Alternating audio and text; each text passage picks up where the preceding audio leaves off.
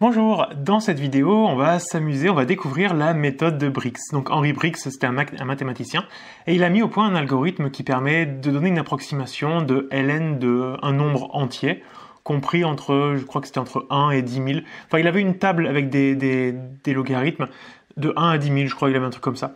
Et donc ça permet de donner une approximation. Mais là, on va généraliser le cas pour n'importe quelle valeur réelle, ln de n'importe quel réel, évidemment positif et non nul. Mais on va voir comment ça marche. En fait, ça, c'est un exercice qui est tombé au bac 2025. J'étais assez surpris parce que généralement, les exos de bac sont insupportables, ils sont nuls, ils n'ont aucun sens. Il n'y a rien derrière, on n'apprend rien. Ça permet juste de vérifier si on sait faire, mais ça n'a aucun sens. Et puis là, celui-là, il était hyper intéressant. Donc, ce qu'on va faire, c'est que on va le refaire, mais sans le faire en entier. Enfin, vraiment, on va pas aller dans le détail comme toutes les questions, comme tout ce qu'on avait pour les questions. On va juste reprendre l'idée générale. L'idée générale, on va prendre une suite U. On nous disait U0 vaut 2. Alors, ce qu'on va faire, c'est que vous comprendrez ensuite le 2 et pourquoi est-ce qu'on va passer de 2 à n'importe quoi ensuite. Et puis, on avait la relation de récurrence UN plus 1 qui est égale à la racine de UN. Bon, évidemment, cette suite, j'ai pas besoin de vous l'expliquer, elle est décroissante. On part de 2, on prend des racines, ça descend, puis dès qu'on va tomber sur 1, on ne pourra pas passer en dessous, on va être sur notre point fixe, donc c'est notre limite. Donc là, on a une suite décroissante qui est convergente, et sa limite, c'est 1. Ça, c'était des questions à faire, mais je vous en fais cadeau. Ensuite, ce qu'on voulait faire, c'était étudier cette suite, enfin déterminer la forme explicite de cette suite. Et là, comme ça, c'est pas forcément évident. Ce qu'on va faire, c'est qu'on va prendre une nouvelle suite, la suite V, et on va poser Vn égale ln de Un. Bon, on sent un petit peu l'intérêt du ln, c'est que là, la racine carrée, c'est une puissance 1,5, avec le ln, on risque de la faire disparaître, et donc de sortir notre un qu'on a au-dessus. Cette suite-là, on devait montrer qu'elle est géométrique, c'est ce qu'on va faire. Assez facilement, Vn plus 1 sur Vn, ça nous fait ln de Un plus 1 sur ln de Un. Un plus 1, ça nous fait racine de Un.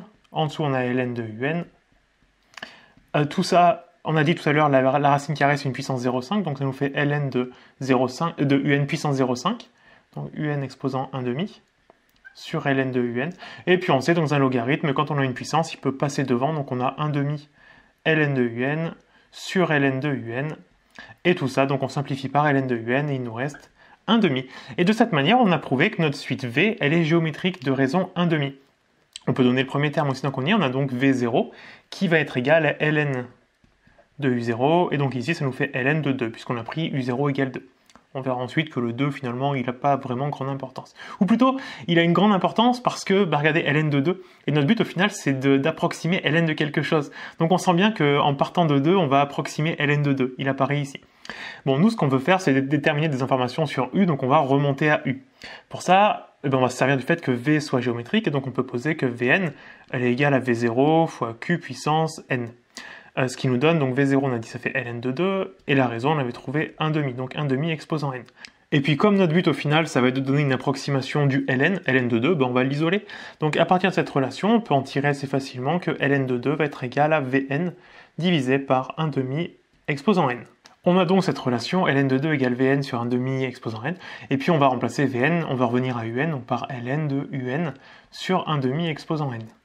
Et là, habituellement, nous, le but, c'est de déterminer la forme explicite, le terme général de la suite U de départ. Donc il faudrait réussir à sortir le Un du ln en mettant de l'exponentielle, mais c'est pas le but de l'exercice. Le but ici, c'est de donner une approximation du ln. Ici, en l'occurrence, le ln de 2. Donc ln de Un, on n'a pas envie de sortir le Un, on s'en fout un petit peu en fait du Un. Et ce qu'on va utiliser, alors on va le montrer de deux manières, mais on va utiliser une approximation du ln, parce que tout à l'heure, quand je vous l'ai dit, on part de 2, on prend la racine, on va descendre, et on va se fixer autour de 1, on va rester bloqué, on converge vers 1. Donc ce qu'on va faire, c'est qu'on peut essayer de donner une approximation du ln de quelque chose autour de 1. On va le voir de deux manières. On va le voir d'abord de manière géométrique. En fait, ce qu'on va prendre, nous on a notre fonction ln qui nous embête un petit peu ici, et ce qu'on va faire, c'est que, donc là on a comme si on avait la fonction ln de x, on va regarder la tangente à ln de x en 1. Donc on va avoir la tangente à f de x égale ln de x en 1. Ça va être y égale f' de 1, facteur de x moins 1, plus f de 1. Bon, la dérivée de ln, c'est 1 sur x, donc en 1, ça fait 1 sur 1, fois x moins 1, et f de 1, ça fait ln de 1, ça fait 0. Donc en fait, on a juste x moins 1. Et comme c'est la tangente, on pourrait faire un dessin. Tangente x moins 1, donc elle passe à moins 1 ici, puis en 1, elle passe par 0. Donc là, on a notre tangente. On va pouvoir tracer la fonction ln parce qu'on sait qu'elle est concave, donc située sous cette tangente en fait. Et ici, on sait qu'elle touche à 1, Donc notre fonction ln, elle va faire quelque chose comme ça. Et regardez au voisinage de 1, très proche de 1, en fait les deux, par définition de la tangente, hein, mais le ln de x et le x-1 sont équivalents. Donc en fait ce qu'on va avoir, c'est que pour x proche de 1, ln de x, il va être équivalent à x-1, on a dit au-dessus. Et ça, on va s'en servir. Notre but, ça va être de trouver à quand le un devient proche de 1, et dans ce cas-là, on pourra remplacer ln de un par un-1, utiliser l'approximation. Donc ça, c'est la manière géométrique de le voir. On peut aussi très bien le voir avec les développements limités. Ce qu'on sait, c'est que ln de 1 plus x, il est équivalent, lorsque x est très proche de 0, il est équivalent à x. Là, on peut faire un petit changement de variable. Nous, on ne voulait pas 1 plus x, on voulait u, donc on peut poser u égale 1 plus x pour remplacer. Et donc, dans ce cas-là, notre x, il va être égal à u-1. Et donc, regardez ce que ça nous donne. Si on remplace, ça fait ln de 1 plus x, on remplace par u, ln de u, qui est équivalent donc à u-1. Et donc, on retrouve exactement la même chose. Donc, soit on le voit avec les développements limités, soit on peut le voir aussi de manière géométrique. C'est deux façons de le voir. Bon, ce que je vais faire, je vais faire un peu de place sur le tableau, et puis on va terminer l'approximation pour voir vraiment la fin de la méthode, comment est-ce qu'elle fonctionne. En attendant, pensez vraiment à mettre un petit pouce en l'air sur la vidéo, ça me soutient, ça remercie, ça m'encourage à continuer. Enfin bref, allez-y, ça fait super plaisir. Vous pouvez aussi mettre un petit commentaire, ça fait plaisir de vous lire. Et pensez à vous abonner. Très important de vous abonner pour me soutenir. Et tout de suite, on passe donc à la suite. Donc on a cette égalité, puis on a aussi l'approximation ln de x, je l'ai effacé, qui est équivalent en 1 à x-1. Le but ici, ça va être d'utiliser cette approximation. Et pour ça, on va calculer en fait les premiers termes de notre suite. Donc on a u0, on aura u1 qui vaut racine de 2, u2 qui vaut racine de 2, donc u puissance 1 quart, etc., etc. Et notre but, c'est de trouver à quand est-ce qu'on a un un. Donc on cherche un uk qui soit compris, alors dans le sujet de bac, on le voulait compris entre 0,99 et 1,01, autrement dit très proche de 1. Évidemment, si on le prend entre 0,999 et 1,001, eh ben on affine en fait la précision. Plus on va loin, plus ça va être précis notre approximation au final. Bon, pour suivre un petit peu ce qu'on avait dans le sujet de bac, notre but c'était de trouver le premier u qui rentrait en fait dans l'intervalle 0,99, 1,01, et c'était le u7 ici. Et ce qui fait que nous, ben, on va utiliser en fait cette formule-là. C'est pour tout n, donc elle est vraie pour tout n. On va l'utiliser pour n égale 7, ce qui va nous permettre d'utiliser l'approximation pour le ln. On va donc avoir ln de 2 qui va être égal à notre ln, bon, si on va l'écrire comme ça fait ln de u7. Alors oui, c'est vrai que je n'ai pas simplifié l'écriture ici, enfin, divisé par 1 demi puissance n, ça fait 1 puissance n sur 2 puissance n, divisé par une fraction, c'est comme multiplié par l'inverse, donc c'est comme multiplié par 2 puissance n sur 1 puissance n. Autrement dit, c'est juste avoir ln de un fois 2 exposant n. Beaucoup plus simple comme ça. Et donc là, on va avoir ln de u7 fois 2 puissance 7. Et on sait, puisque u7 est très proche de 1, et ben on sait que ça, on peut utiliser l'approximation que j'ai mis, je sais plus, juste au-dessus. Ça nous fait donc u7 moins 1. Et tout ça multiplié par 2 exposant 7.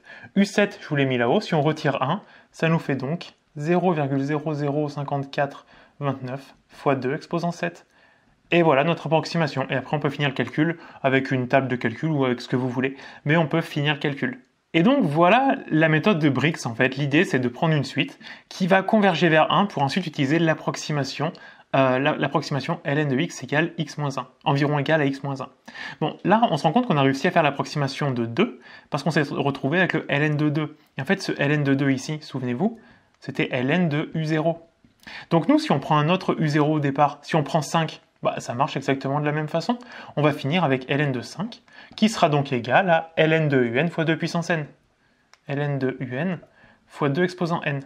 Ça marchera exactement de la même façon. Sauf que, pour utiliser l'approximation en dessous, il faut que le un il rentre dans l'intervalle 0,99, 1,01, il soit très proche de 1.